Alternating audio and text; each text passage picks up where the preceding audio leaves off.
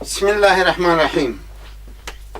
ګرانو هیوادوالو، ورونو، اولادونو، زه په ارتیکل کې کوم نویوالی نه لرم، نو له همدې کبله د ارتیکل نه تیریږم او راسن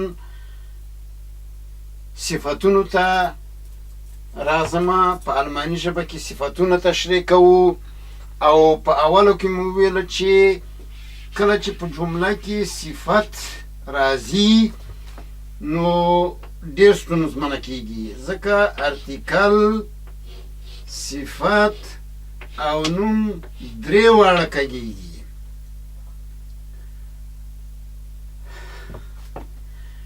دا په پښتو کې هم همداسې ده.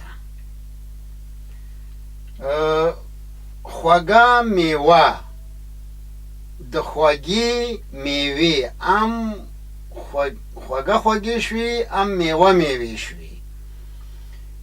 خو دا چې پښتو ارتیکل نه لري، دا برخه پکې نشته دی. او په الماني کې نو بیا درې واړه بدلیږي او همدا یې غټه ستونزه ده. اوس د دې لپاره چې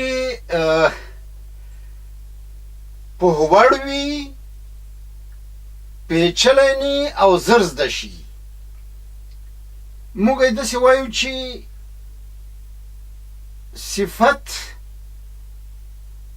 په درې ډوله د دې فعلونو یا کیسونو سره کګون پیدا کوي. د بشتیمت ارتیکل سره، د اون بشتیمت ارتیکل سره او پرتره ارتیکلونو، یعنی بشتیمت ارتیکل، اون بشتیمت ارتیکل او بی ارتیکله. موږ دلته د بشتیمت ارتیکل سره صفت څیړو او کله چې دا زده شي بیا د اون بشتیمت سره چې عین او کاین دی او یا یوازې بیا ډېر کم توپیرونه سره لري، هغه بیا اسان دي. نو ځکه مونږ دلته یوازې دغه صفات چې صفتونه لکه آلت، ګوت، وایس، کالت، وارم، شوارц، هوغ، تیف، یعنی هغه څه چې نوم ته صفت وربخي، د ښه والي، بدوالي، لوړوالي، ټیټوالي، خیرنوالي، پاکوالي، دا ټول صفتونه دي. دا د بشتیمت ارتیکل سره، اون بشتیمت ارتیکل سره او بیخي یوازې دا تصریفېدی شي په دغه څلورو فعلونو کې، په دې څلورو کیسونو کې. نو کله چې مثلا وایو چې der alte Mann، دا ای ورسره راځي، das alte Buch، die alte Dame. کله چې بیا اکوزاتیف ته راځو په دویم فعل کې نو وایو چې ich habe den alten Mann gesehen. دلته ان راځي د ای په ځای، چې دا ټکی د ان سره مساوي دی، خو دا نور دوه بیا ای په خپل ځای پاتې کېږي. ich habe das alte Buch gekauft، ich habe die alte Dame gesehen.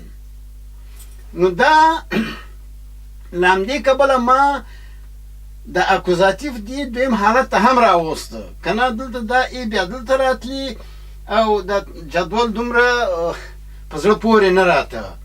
اوس نو په پاتې برخه کې ټول په ان باندې راځي. dem alten Mann، der alten Dame، dem alten Buch. دغه ټکي چې تاسې ګورئ تر جمع پورې ټول په ان باندې د صفت بدلون کوي او دا زموږ د نوم په برخه کې وروستی لوستی بیا په فعل باندې پیل کوو. هیله ده چې دا جدول به ستاسې سره مرسته وکړی شي.